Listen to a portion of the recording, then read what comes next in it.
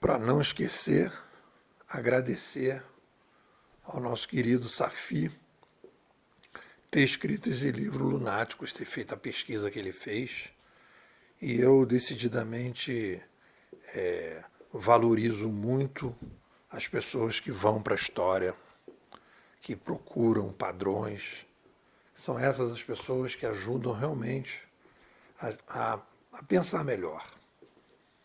Porque se a gente quer entender os fenômenos, a gente precisa entender as recorrências.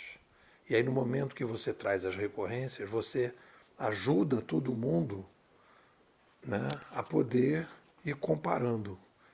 Então, eu já vim trabalhando com a ideia da bimodalidade desde o livro 2013, que eu comecei a entender que não era possível fazer, entre aspas, a transformação digital na unimodalidade, porque nós estamos trabalhando com duas filosofias administrativas, dois modelos de comando e controle diferentes nessa migração da civilização 1.0 para a civilização 2.0.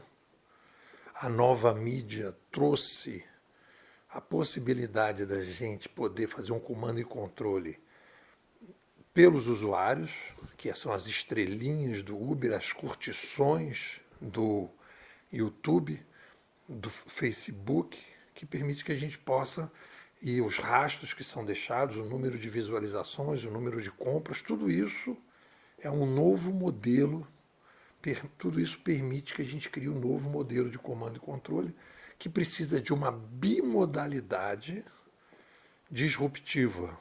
Foi o que o Safi me ajudou a enxergar, definindo claramente esse nome. Bimodalidade disruptiva é diferente da bimodalidade, que é o que ele fala no livro dele, incremental, em que você cria uma área separada, como fez o Kindle, como fez a Amazon com o Kindle, e o Kindle volta para a Amazon, ou como fez a Globo.com, ou como fez a Americanas.com.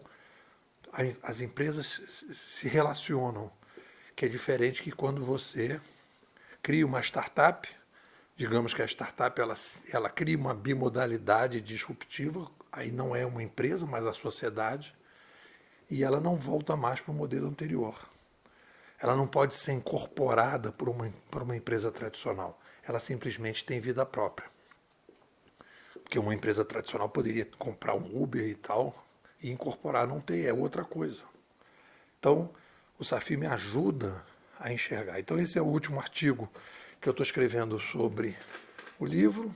Tem uma crítica que eu faria a ele, que ele, no final, vai fazer uma discussão sobre disrupção e o disruptivo e o incremental, e aí ele prefere usar duas letras, o P para o disruptivo e o E para o incremental.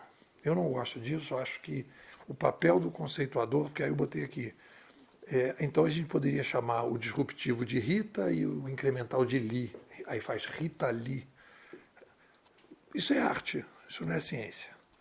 A ciência, com caixa alta, se caracteriza pelo uso mais adequado possível das palavras, seja criando palavras novas, neologismos, conceitos novos, ou adaptando os antigos. Você poderia dizer, por exemplo, para mim, disrupção é isso, para mim, incrementalidade é aquilo.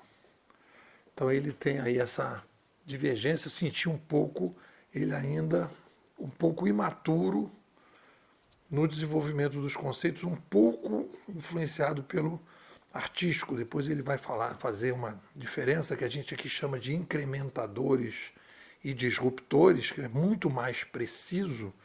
Ele fala de soldados, que seriam os incrementadores, e os artistas. Não gosto. Não cai bem. Eu acho que tem que ser preciso.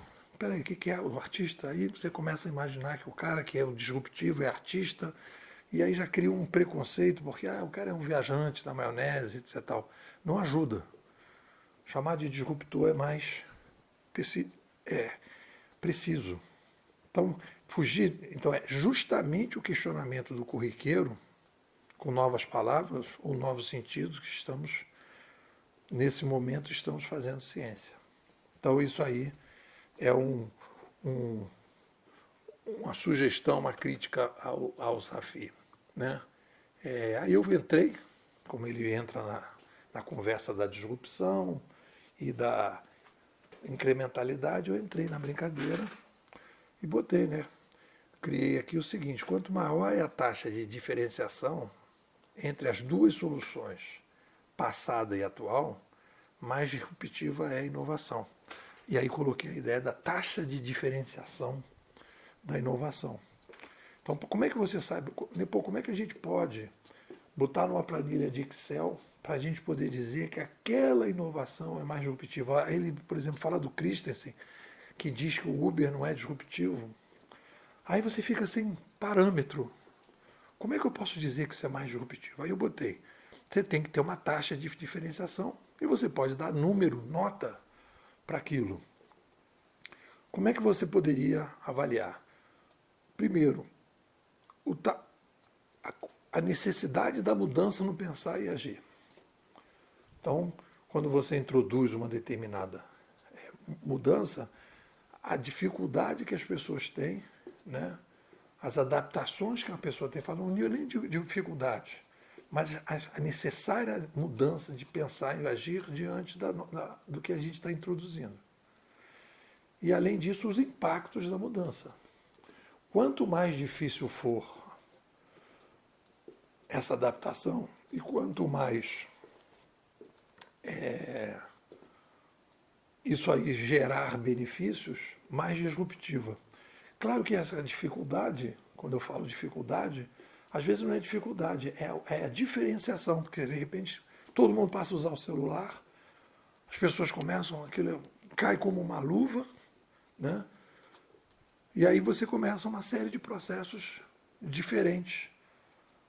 E os benefícios, então você vai, quanto mais isso acontece, mais disruptivo isso passa a ser.